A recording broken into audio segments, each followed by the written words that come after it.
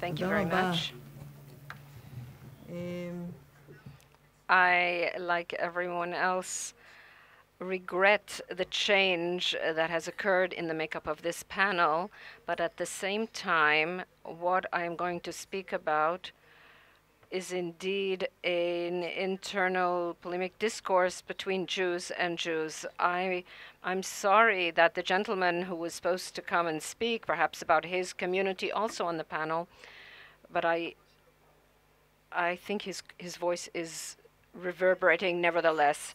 I will start by reconstructing some of the well-known shifts in the master narrative of the Shoah in Israel that influenced the research and teaching of most of us who have been engaged in this subject for many decades, or what I would now call turns in the path from Auschwitz to Jerusalem.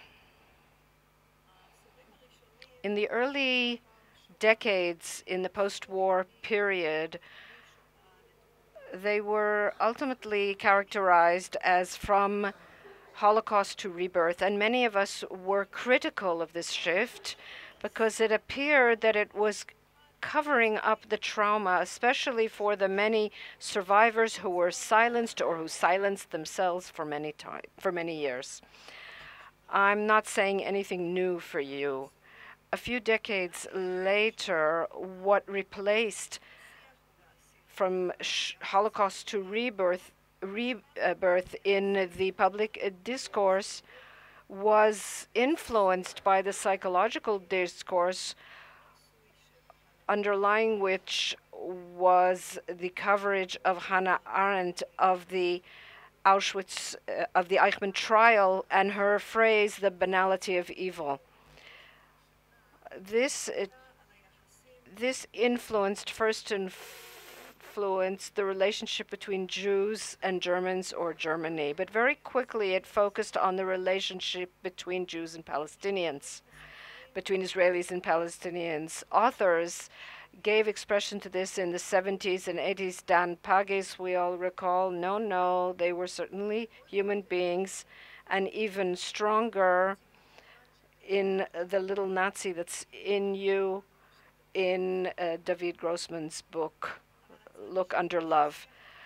And the other side of the trauma is that we Jews are always victims. The trauma and the psychological discourse apply to the second, third generations too. In fact, the entire Israeli nation, the Jewish people, and this is very consistent with the whole complaining nature of Jewish history. Although these currents, which I've described very briefly, still exist in the contemporary discourse in Israel, something else has come to supplant both of these rubrics in some circles, which are growing larger, and I will try to define what that is. So what I'm going to say in the few moments at my disposal is a brief formulation of what I regard as the current phase in Holocaust memory in Israel. I would call my remarks from Holocaust to rebirth to from Holocaust to revenge. What I want to share with you started with me with a kind of hunch and a juncture of a number of, or an intersection of a number of texts that I started to look at with fresh eyes. So let's go back to the most ancient event as we see in Psalms 137.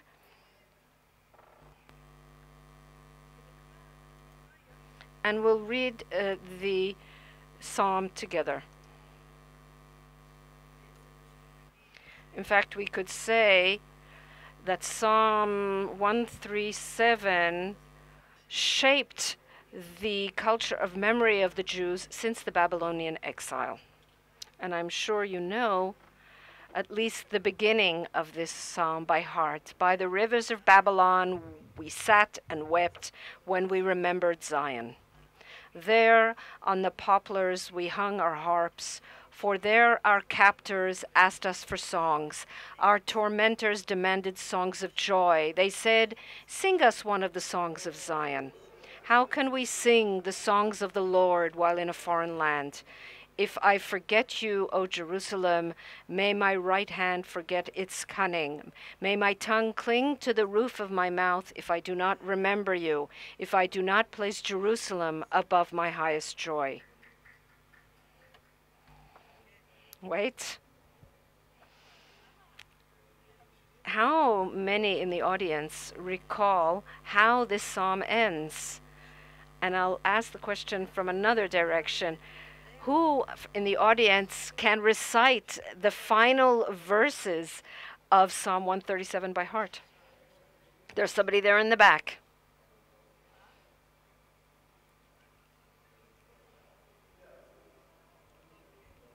Okay, thank you. So there are a couple of people who recall and remember that's the end. But for those who don't, I will read it nevertheless.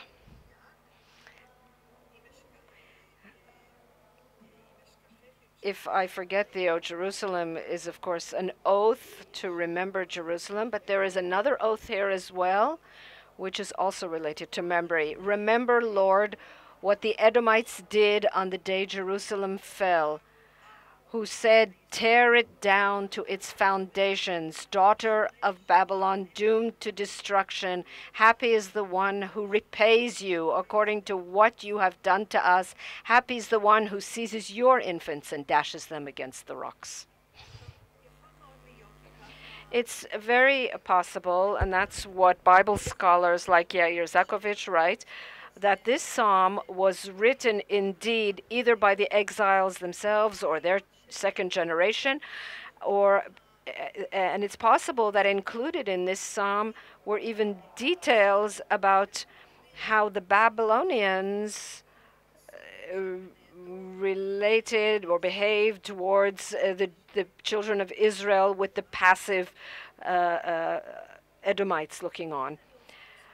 Here I would like to make a distinction between fantasies or even acts of revenge during the immediate period after a slaughter or after a collective injustice, and regarding those who are perpetuated in the collective memory. Psalm 137 penetrated more deeply into our collective memory because it became part of Jewish ritual. And for those who remember what is usually forgotten, the final verses, they know that because they are part of a number of different ceremonies. Of course, if I forget thee, O Jerusalem, at every wedding ceremony, and in some of the communities, they sing this psalm before reciting the grace after meals.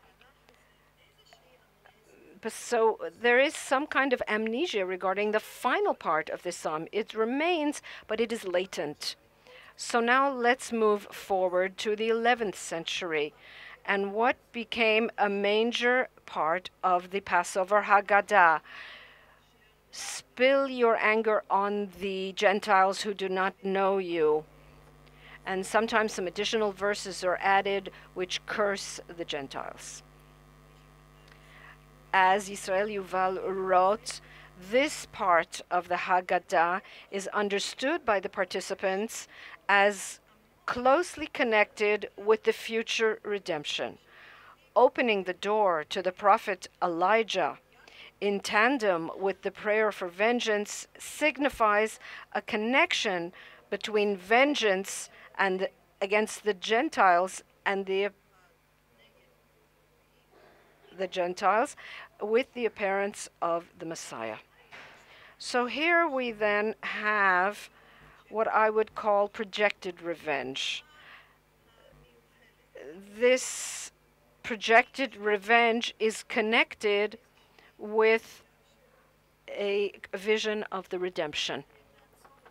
So perhaps we'll stop for a moment to consider the connection between, or difference between revenge and justice. Francis Bacon, in a famous statement from the 16th century, said, "Revenge is a kind of wild justice." So let's bear that in mind, and we'll go back to our subject. Now let's fast forward again to the period immediately after the Holocaust. A story that has gotten some attention over the year and has gained attention from scholars and ordinary people is the story of Abba Kovner. I would just like to read one excerpt from the introduction to his book, Ad Lo Or. It is a book of poems that was published in 1947. It's not only to harm the enemy, dreams a Jewish partisan. He will risk his life so that he can feel for a brief moment that there is revenge. Here, the revengeance immediately after the war is perceived as a kind of personal justice that is activated in real time, based on an article that Jonathan Friedland wrote in The Guardian a few years ago. The list of wanted war criminals enumerated 13 million people who participated in Nazi war crimes. I don't know. There are a lot of historians in this room, so I'm open to correction, but that's the number I read. There were a lot, and just a few hundred were actually brought to justice. But there was a kind of displacement that was created immediately afterwards. And even if we look at what Kovner and his partisans did, they focused on the criminals themselves and killed them one by one. There were quite a few. Of course, everything was done secretly. But as a result, they also planned to poison the water sources of 4 or 5 German cities.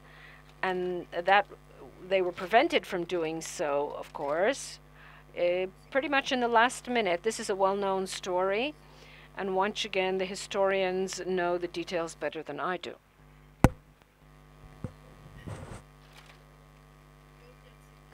Kovner quoted from another psalm from 94, "God of vengeance is God, shine forth."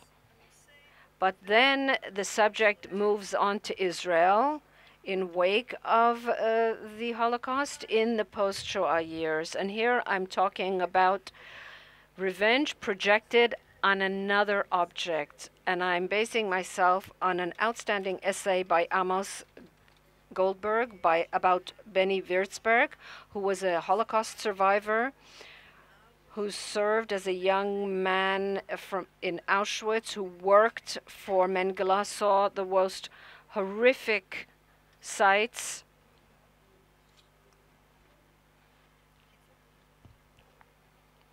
I'm trying to keep it brief. I'm talking about Mengele, and you send me a note. At the climax, he survived the Holocaust, and together with his father, he was on the death march, and he was standing next to his father when his father was shot in the head during the death march. He arrived in Palestine in 1945 and participated quite enthusiastically in the War of Independence. I'm just going to read a brief passage from his memoir, as is cited in Amos's article. In the few seconds that I stood at attention with my hand on the grip of my pistol, I was flooded with memories, many seconds of terror standing before Nazi commanders in whose eyes my life was forfeit. They were armed. My hands were empty then. I therefore felt that I was not merely swearing allegiance to the Haganah, but taking a number of other oaths, an oath of vengeance for the blood of my murdered parents and poisoned relatives, an oath to avenge the honor of my oppressed and humiliated people, an oath to avenge the blood of Jews who had perished in the crematoria and gone up in smoke. And for the first time, I felt that I had not been wrong to struggle and remain alive. It was worth staying alive even when I saw my father lying in his own blood. For this day alone, it was worth it. And as Amos writes, after he published this memoir with this very strong statement, ended his life in the same way that his father had been killed in 1968. One might think, when thinking about this subject, and Beryl Lang wrote an article in the spirit of these things, we could think that the Eichmann trial was a symbolic act of revenge, a kind of symbolic act of revenge, a penance for the rage and pledges for revenge. But something happened in 1977 when Begin compared Arafat to Hitler during the siege of Beirut in the Lebanon War, the first Lebanon War. And this marked in Israel, I think, the renewal of a kind of typological thinking, the kind of thinking that Yerushalmi called Jewish memory as opposed to history or historiography. Begin then completes the line that connects Arafat to Hitler, to Haman, to Amalek, and of course the Arabs, the Palestinians, to the people of Babylon and Edom, and the Edomites, whom we will take revenge on when times come, in the fulfillment of the curse at the end of Psalm 137. And the most important thing here is that the memory of ancient grievances is connected to the ultimate settling of accounts that will come at the end of days. After 1967, in very broad circles, the state of Israel, and even more so the land of Israel, with the sacred lands, were viewed as the beginning of the redemption that would restore Jewish glory.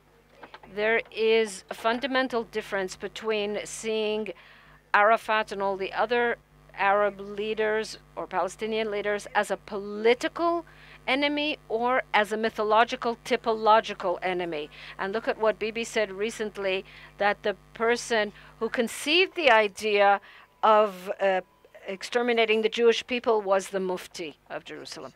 So I will sum up. Three things join in Israel after 67 to represent a great danger. First of all, the oaths of revenge that are encoded into the canonical texts that have become part of our collective memory. The second thing is the renewal of typological thinking. And the third thing is a redemptive culture. I would like to make it clear that I'm making a distinction between what I would call, together with Beryl Lang, as revenge as the displacement effect and the resistance or self-defense.